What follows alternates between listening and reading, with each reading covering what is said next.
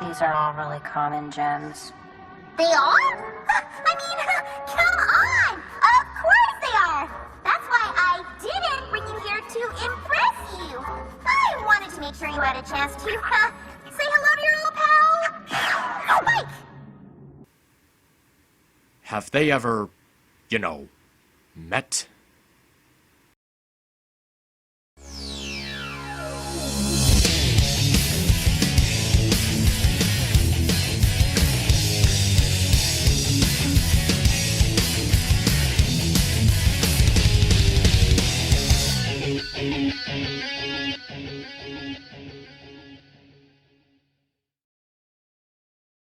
Rock Solid Friendship is the first Pinky-based episode of the season, but it also stars Maud Pie, with the episode's idea featuring Maud moving to Ponyville, thus making her a reoccurring member of the cast. With an episode like that, you'd think that I'd be all over this one, right?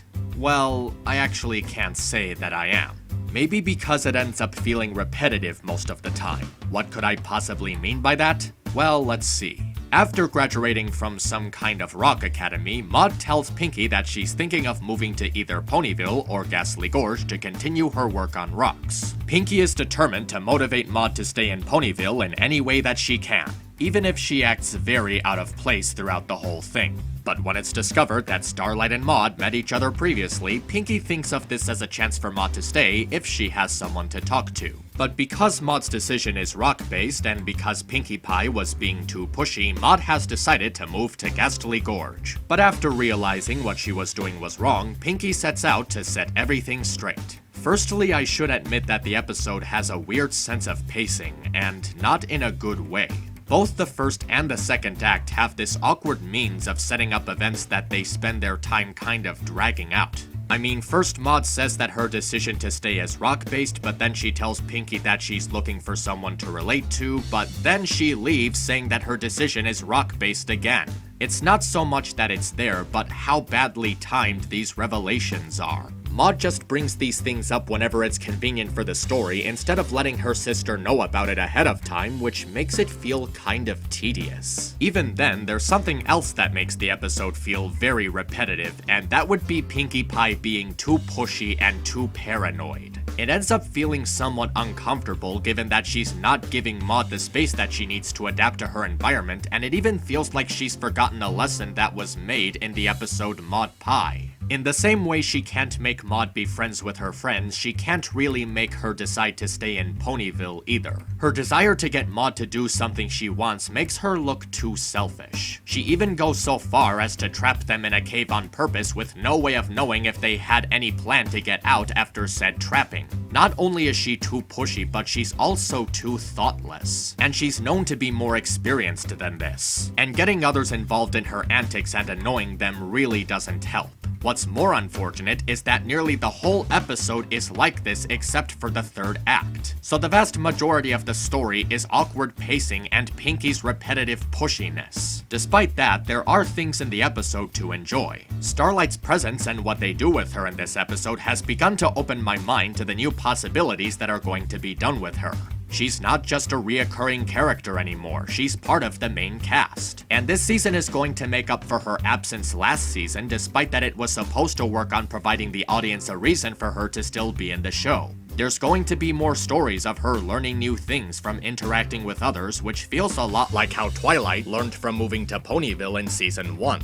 It also makes more sense for her since she's shown to be more interested in socializing than Twilight was, which gives her something to relate to while going through these lessons, thus taking what she learns much more to heart. Her friendship with Maud is actually handled very well. It does start off as awkwardly as the episode's pacing, being that Maud was apparently traveling around there when Starlight was planning to enslave everyone, which feels like an Easter egg that's just dropped on us, as opposed to feeling like something that naturally went on off screen. But after that, the two do share a reasonable connection. Starlight gets to know Maud through her interests and how those interests motivate her, and it also works the other way around so that Maud can relate to Starlight, making the connection believable. The team-up is also a fresh one, as Maud's dry personality has a new caricature to work off of, that being Starlight's straightforward enthusiasm. Like everyone else, she's not sure what Maud is thinking due to that monotone face, but she still manages to bend the conversation in a way that keeps it from feeling too awkward. The way they talk with each other is also very balanced, allowing the two to work off each other evenly. Neither of them overwhelm the other, giving both of them a chance to properly communicate. And the reaction that Starlight has to Maud's odd nature is also a very unique one. She feels weird about it, but she doesn't alienate herself from her either, and she actually puts effort into communicating with her. The effort that Starlight puts into socializing with Maud gives the relationship between the two much more meaning. Maud even shows her growing attachment to Starlight with these simple smiles while she's not looking. This was a rather clever and smart way to show the growing friendship between the two.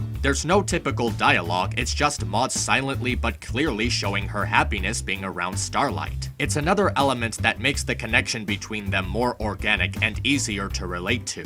There's also this nice reveal of a spring in the caves, which actually plays an important role in the story later on. The way they walk into it doesn't feel rushed or slow, the timing actually feels on point. The hints of sunlight reflecting off the gems gives it a bright glow, making the atmosphere feel more colorful, and the flow of the water just looks pleasantly natural. I'd like to see more of this place sometime, and considering what happens later on, I just might get that satisfaction. The episode also gets some nice humor across. Maud interacting with Pinky and Starlight has some witty banter in it, as well as some irony when interacting with Rarity. And it also has some visually fueled and irony-based comedy. There's some bits with Boulder, including an instance where he's used in a pretty cool way. Maud's speech in the beginning is brief in its delivery, but its execution and its punchline make it very humorous to witness. There's a funny play on the hanging over a cliff trope, and Pinky's facial expressions are also very exaggerated, making them enjoyably silly. Instances where she interacts with Maud also have a noticeable charm to them, given that the two have had a close bond in the past. We also get to learn a little bit more about Maud herself and get some kind of idea as to why she isn't too social. She mentions that one of her fascinations with rocks is that they don't judge her for being different. We've seen many times in the series that her nature has come across as an odyssey to others, so it makes sense that she's felt outcasted in a group in the past. She believes that she's best off independent with inanimate rocks because it's the only environment she's been a part of where she didn't have to worry about making others feel weird or be thought of as weird. She may also feel overwhelmed if she feels as if she's being forced into something, which is more effective and meaningful considering her lack in experience in such things. It's not that she wouldn't know how to live there, but she wouldn't be able to figure out how to familiarize herself with that kind of setting.